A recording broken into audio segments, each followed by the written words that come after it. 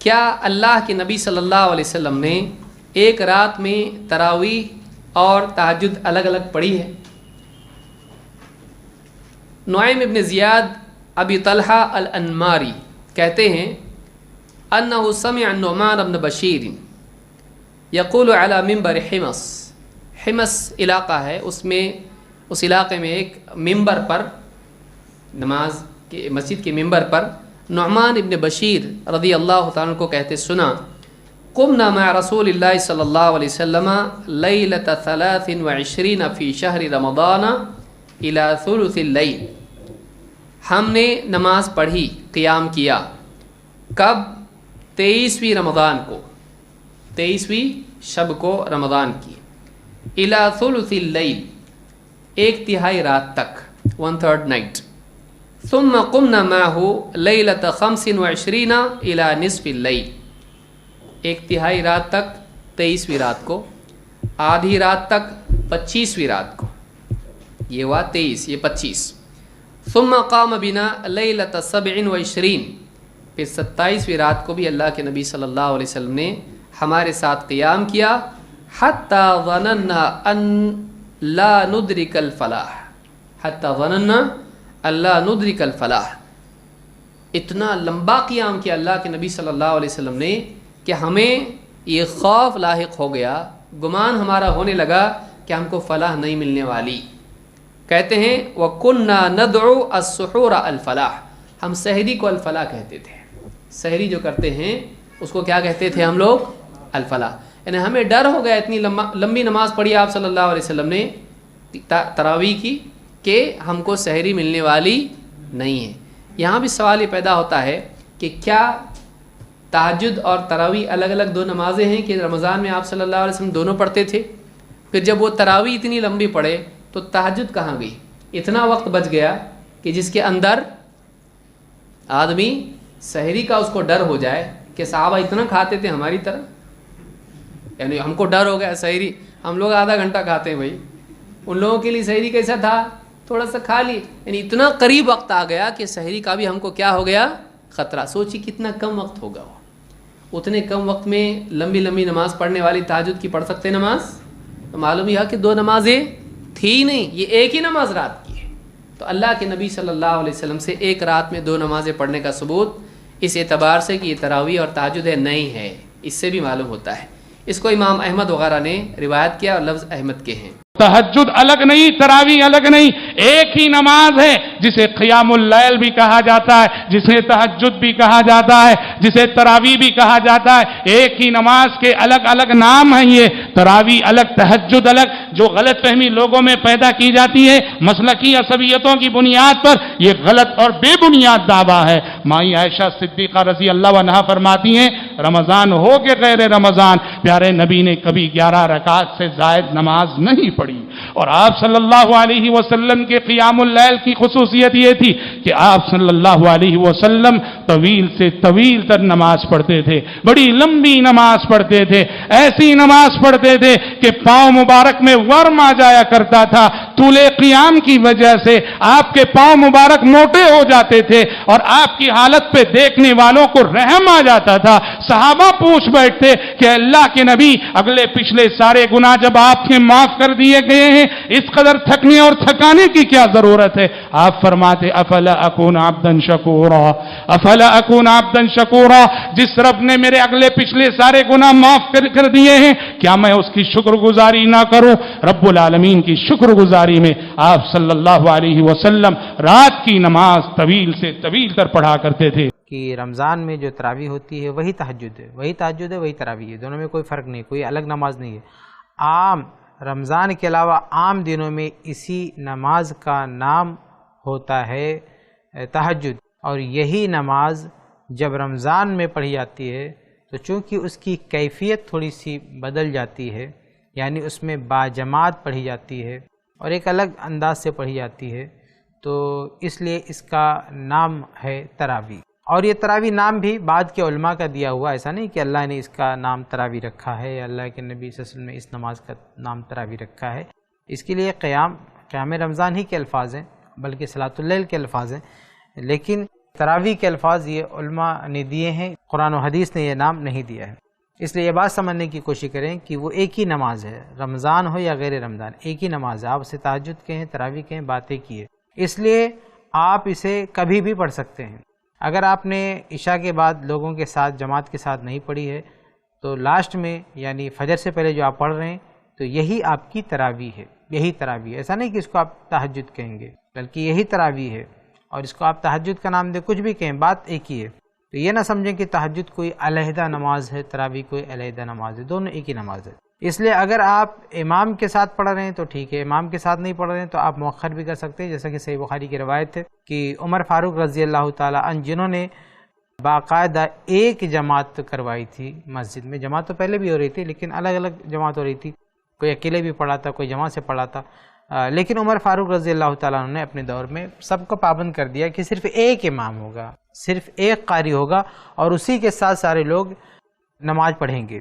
لیکن خود عمر فاروق رضی اللہ عنہ اس جماعت میں شامل ہو کے تراویح نہیں پڑھتے تھے، بلکہ وہ رات کے آخری حصے میں جا کے اسی نماز کو پڑھتے تھے۔ تو عمر فاروق رضی اللہ تعالیٰ عنہ کا خود یہ عمل ہے کہ وہ لوگوں کے ساتھ نہیں پڑھتے تھے، وہ آخری وقت میں پڑھتے تھے۔ تو اگر کوئی آدمی آخری وقت میں پڑھ رہا ہے، اکیلے پڑھ رہا ہے تراویح، تو بھی کوئی مسئلہ نہیں ہے، کوئی فرض نہیں ہے کہ جماعت کے ساتھ ہی پڑھنا ہے، تو کوئی فرض اور واجب نہیں ہے۔ اگر کوئی اکیلے پڑھتا ہے تو بھی کوئی مسئلہ نہیں، لیکن افضل یہ ہے، بہتر یہ ہے کہ امام کے ساتھ پڑھنا چاہیے۔ ایک مسئلہ اور ہے تراویح کا مسئلہ۔ رمضان میں تراویح پڑھنا بڑے اجر کا کام ہے، اس لیے رمضان میں تراویح کا اور قیام اللیل کا اہتمام کرنا چاہیے۔ تراویح اور قیام اللیل اور تہجد ایک ہی نام ہے، تراویح، قیام اللیل، تہجد ایک ہی نام ہے، ان میں کوئی ڈیفرنس نہیں۔ میں آپ کو دلیل دیتا ہوں، صحیح بخاری کی حدیث ہے 2013 نمبر کی، حضرت عائشہ رضی اللہ تعالی عنہا سے سوال کیا گیا کہ نبی کریم صلی اللہ علیہ وسلم کی رات کی نماز رمضان میں کیسی تھی؟ ذرا سوال پہ غور کریں، نبی صلی اللہ علیہ وسلم کی رمضان میں رات کی نماز، رات کی عبادت کیسی تھی؟ تو آپ رضی اللہ تعالی عنہا جواب دیتی ہیں کہ نبی صلی اللہ علیہ وسلم رمضان میں اور رمضان کے علاوہ بقیہ دوسرے دنوں میں 11 رکعت سے زیادہ نہیں پڑھتے تھے۔ یہ حدیث دلیل ہے کہ رمضان میں بھی آپ کی وہی عبادت تھی اور وہی عبادت رمضان کے بعد بھی تھی 11 رکعت والی۔ جب رمضان کے بعد 11 رکعت قیام اللیل ہے تو وہی 11 رکعت رمضان میں قیام اللیل کیوں نہیں ہے؟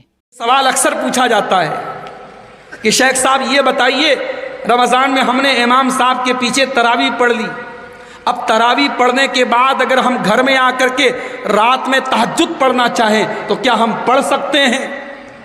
تو مسئلہ یاد کر لیجئے، تراویح اور تہجد دونوں الگ نمازیں نہیں ہیں، دونوں ایک ہی نماز کے دو الگ الگ نام ہیں۔ جس نماز کو ہم 11 مہینہ تہجد کہتے ہیں اسی نماز کو ہم رمضان میں تراویح کہتے ہیں، اور تہجد بھی ہمیں 8 اور 3 11 رکعت پڑھنی ہے، اور تراویح بھی ہم کو 8 اور 3 11 رکعت پڑھنی ہے۔ اور یہ بھی مسئلہ نوٹ کر لیجئے کہ رمضان کے مہینے میں تراویح کی نماز افضل یہ ہے، بہتر یہ ہے کہ آپ مسجد میں امام صاحب کے ساتھ پڑھیں۔ تراویح ترویہ کی جمع ہے، 2 رکعت پڑھنے کے بعد آرام کرتے، اسی مناسبت سے اس کا نام تراویح ہے۔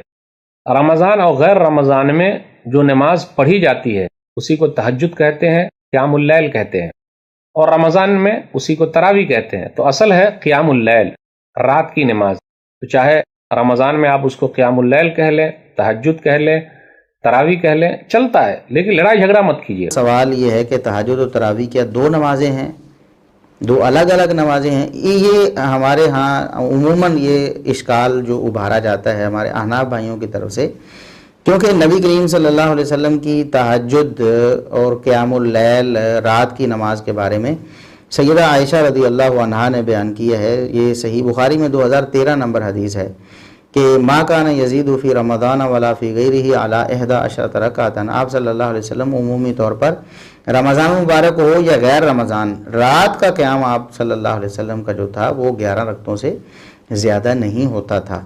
11 رکعتیں آپ صلی اللہ علیہ وسلم کا عمومی معمول تھا، رمضان ہو یا غیر رمضان۔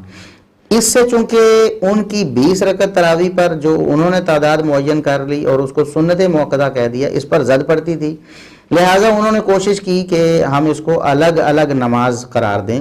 اور یاد رکھیں یہ متاخرین کا، آج کے دور کے علماء احناف کا کیا دھرا ہے، پرانے جو ان کے اسلاف تھے انہوں نے کبھی ایسا نہیں کہا۔ بلکہ وہ اس پر زور دیتے رہے کہ یہی آپ صلی اللہ علیہ وسلم کی تراویح تھی جو تہجد تھی، وہی 11 رکعت آپ صلی اللہ علیہ وسلم نے پڑھی ہیں جو 3 دن آپ نے صحابہ کو قیام کرایا وہ بھی یہی، اور آپ صلی اللہ علیہ وسلم خود جو قیام کرتے تھے جماعت کے بغیر رمضان میں یہی 11 رکعتیں تھیں، آپ صلی اللہ علیہ وسلم نے کبھی 20 رکعتیں نہیں پڑھی۔ لہٰذا اس کو 2 نمازیں قرار دے کر استدلال بنانے کی کوشش کرنا کہ 20 آپ صلی اللہ علیہ وسلم سے ثابت ہیں، یہ قطعاً غلط ہے۔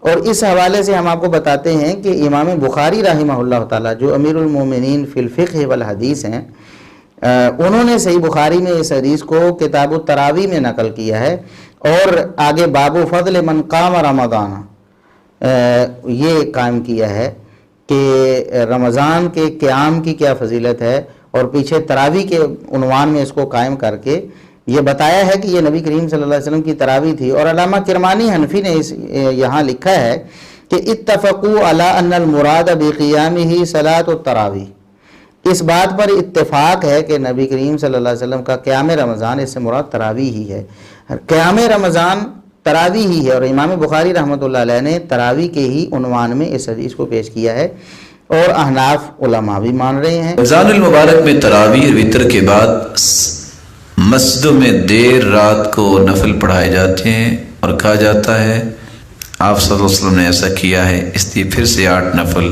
اور جس نے وتر نہیں پڑھا وتر پڑھ لیتے ہیں۔ ہاں کچھ لوگوں کا یہ نظریہ ہے کہ شاید تراویح اور ہے اور تہجد اور ہے، ہم تو اس کے قائل نہیں ہیں۔